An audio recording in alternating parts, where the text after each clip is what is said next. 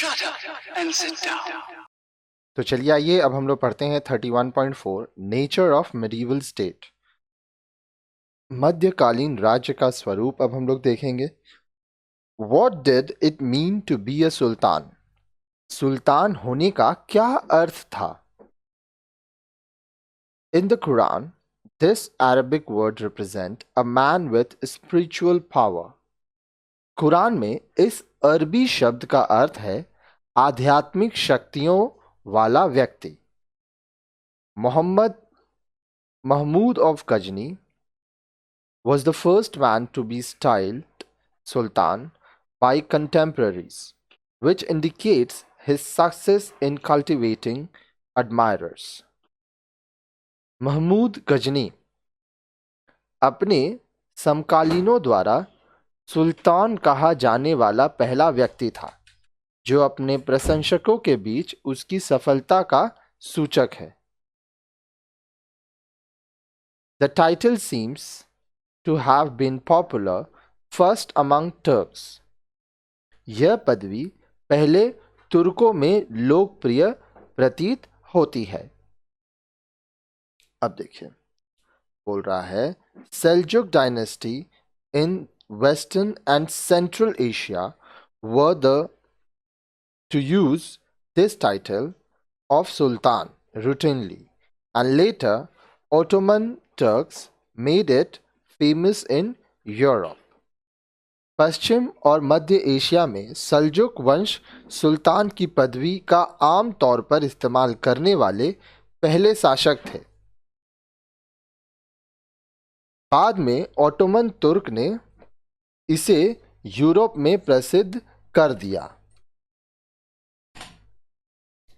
आगे देखिए When the caliphs began conferring the title, it spread quickly among Muslim rulers and changed along the way.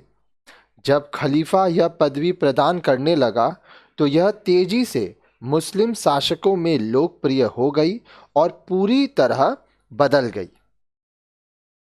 The sultans of Delhi acknowledged the sovereignty of Khalif of Baghdad and considered their kingdom as a part of Darul Islam, of which the Khalif was the judicial head.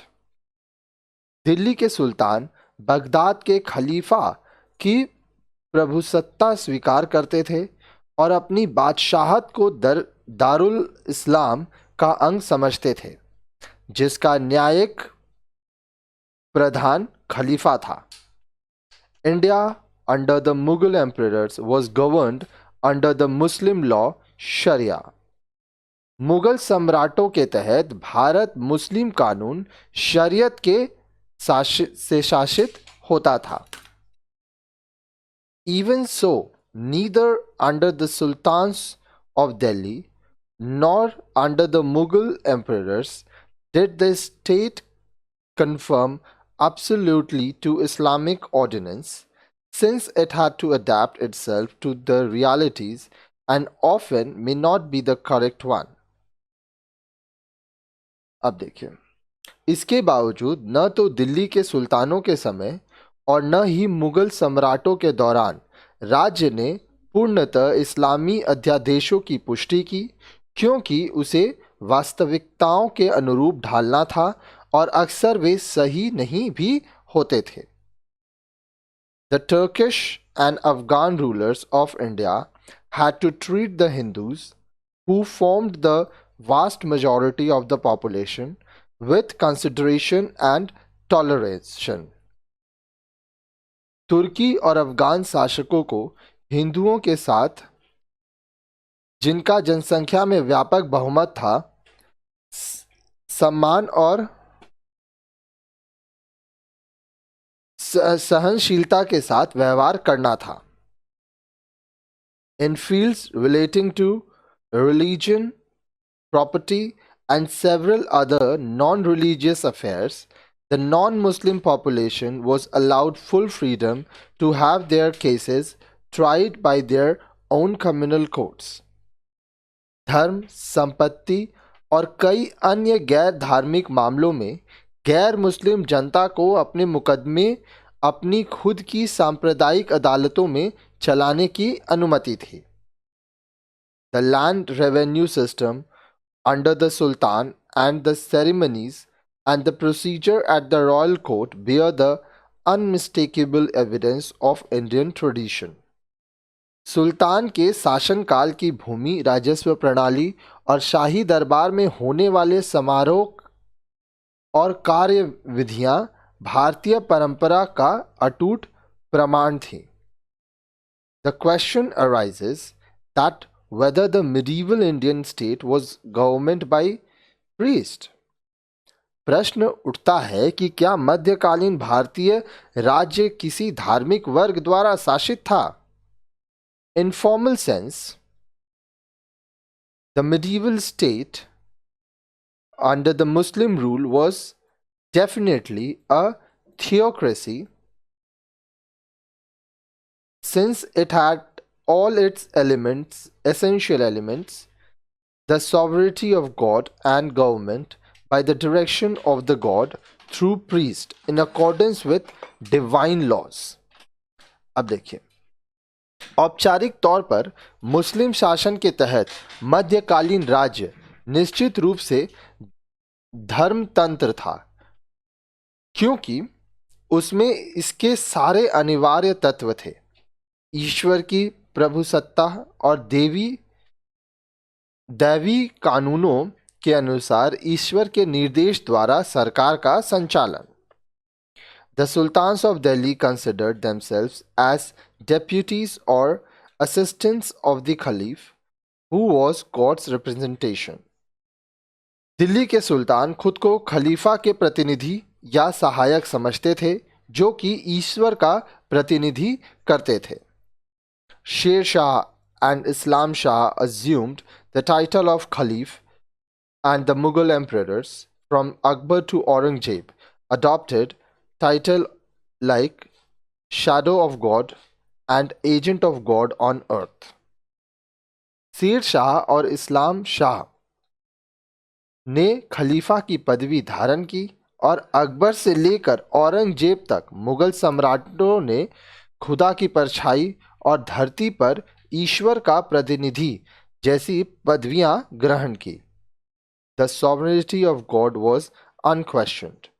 ईश्वर की प्रभुसत्ता असंदिग्ध थी. The supremacy of the Sharia was always acknowledged, though Akbar added to the Sharia the state laws. However, these rulers did not allow the Muslim divines to dictate the policies of the state. शरीयत की सर्वोच्चता सदैव स्वीकार की जाती थी. हालांकि अकबर ने शरीयत में राज्य के नियम जोड़ दिए थे, किंतु ये नियम मुस्लिम धर्मज्ञों को राज्य की नीतियां बनवाने की अनुमति नहीं देते थे. Basically, defense, law and order and collection of revenue were the primary concerns of the Sultanate of Delhi. मूलतः रक्षा, कानून और व्यवस्था तथा राजस्व का संग्रह दिल्ली सल्तनत की प्राथमिक चिंताएं थीं. आगे देखिए. In other matters, it generally followed a policy of non-interference, as the welfare of the people was not the primary concern of the sultans. अन्य मामलों में वह आम तौर पर दखल न देने की नीति का पालन करती थी, क्योंकि जन कल्याण सुल्तानों की प्राथमिक चिंता नहीं थी. Toleration under the sultans was the exception rather than the rule.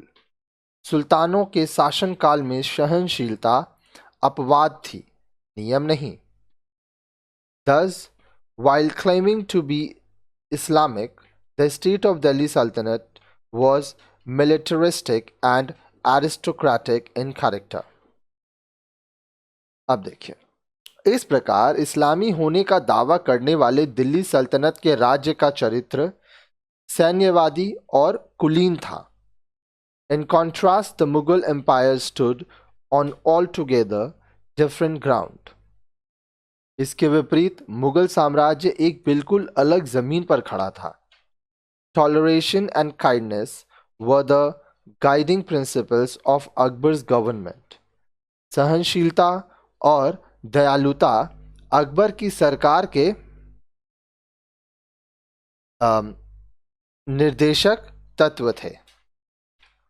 Akbar considered his subjects as his children and hence held himself responsible for their welfare.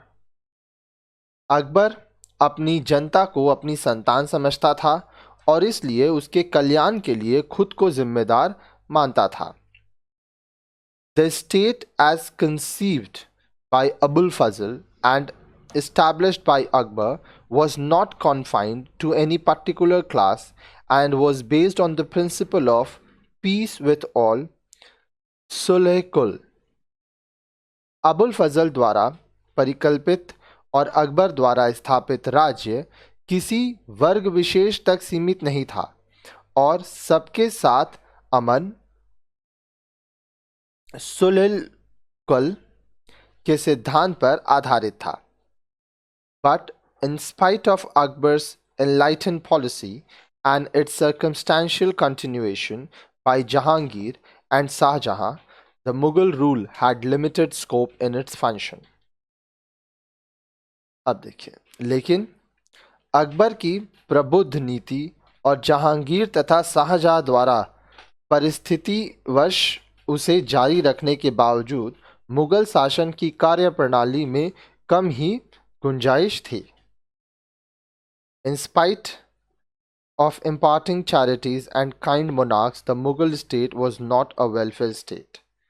दान देने और उदार राजाओं के होने के बावजूद मुगल राज्य कल्याणकारी राज्य नहीं था. Extraction of the land revenue and defense were its main functions. भूमि राजस्व की वसूली और रक्षा उसके मुख्य कार्य थे. The form of government was a monarchy which, in spite of being hereditary, could not develop a well-defined law of succession. सरकार का स्वरूप राजतंत्रीय था जो आनुवंशिक होने के बावजूद उत्तराधिकार की व्यवस्थित विधि विकसित नहीं कर पाया था. Theoretically, the king was the fountainhead of all branches of the government, but weak persona of the ruler could provide the opportunity to the nobility and the ulema to exercise effective check on the royal power. अब देखिए, सिद्धांतः राजा सरकार की सभी शाखाओं का उद्भव था, पर शासक का कमजोर व्यक्तित्व अमीर वर्ग और उलेमाओं को शाही सत्ता पर नियंत्रण का अवसर प्रदान कर सकता था.